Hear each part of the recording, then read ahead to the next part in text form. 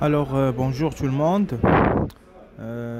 Aujourd'hui, cette séance, on va présenter le cénobe, ok? Mais avant d'entamer l'archétal cénobial, on va lire la clé, ok, de l'archétal pour situer le cénobe au niveau de l'archétal. Voilà. Donc déjà, l'appareil végétatif, c'est un tal. Donc, l'appareil végétatif, c'est l'archétal. Ok. Donc, arché veut dire archaïque, primitif. Ça veut dire très ancien. Ce sont les premières créations qui sont connues au niveau de la Terre, par exemple. Ok. Donc, arché, donc c'est un tal qui est archaïque, primitif, très ancien. Awali, ok. Donc, l'archétal. Souvent, l'appareil plastidial, on va trouver des plastes, également des pyrénoïdes, plusieurs pyrénoïdes. Je vais revenir sur ça, je vais revenir sur l'appareil plastidial. Donc l'archétal, soit il est unicellulaire, ça veut dire une seule cellule, soit une seule cellule qui est isolée, ok, soit regroupée. Et donc, au niveau de l'archétal unicellulaire regroupé, on va trouver l'exemple du cénobe. Ok, le cénobe, on va voir que c'est un archétal pluricellulaire, unicellulaire, pardon, mais les cellules sont restées regroupées. Ok, donc soit le cénobe, ce sera une colonie plate, soit une colonie sphérique. C'est l'exemple de Volvox qu'on va voir tout de suite. Ok, donc je reviens sur la clé. Donc, l'archétal, il peut être pluricellulaire. Ici, la condition pour qu'un archétal soit pluricellulaire, c'est que toutes les cellules doivent être semblables. Ça veut dire qu'il n'y a pas de différence entre les cellules.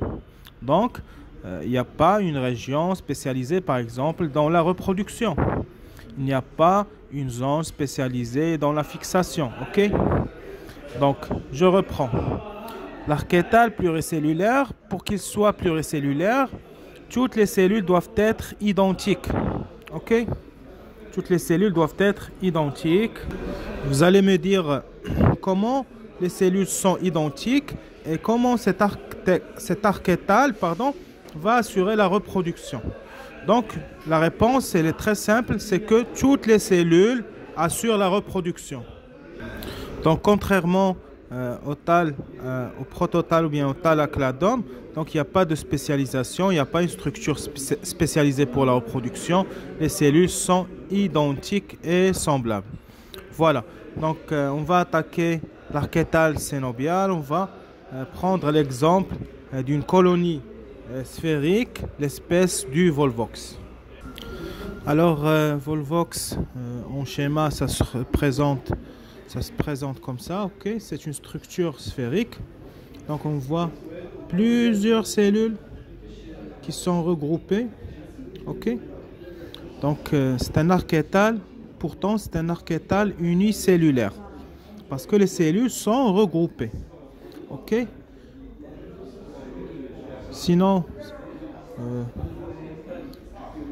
voilà par exemple, on va voir. Donc cette région, ok. Si on s'intéresse aux détails, on va voir qu'il y a une masse gélatineuse ici, ok. C'est cette masse gélatineuse qui va réunir ou bien maintenir les cellules entre elles, ok. Également, on va trouver des cellules qui sont flagellées, voilà. Donc des cellules flagellées, donc ils sont mobiles, avec du chloroplaste. Donc chloroplaste, c'est pour la photosynthèse. Donc ce sont des algues photosynthétiques qui sont autotrophes. Autotrophes, ça veut dire ils peuvent synthétiser de la matière organique. Donc ils vont tirer du carbone du milieu, ok. Également de la lumière, ils vont produire de l'énergie et de la matière organique. Ici, c'est un noyau et la vacuole.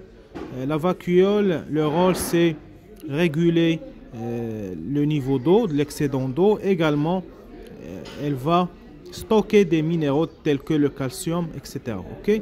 Donc la vacuole, c'est pour la pression osmotique. Ok? Également, on voit des cellules qui sont spécialisées dans la reproduction. Gonidium, ou bien gonidie en français. Donc ce sont des cellules pour la reproduction. Voilà, donc ici par exemple on voit ici à la périphérie les cellules qui sont flagellées. Donc premier type cellulaire, ce sont les cellules flagellées.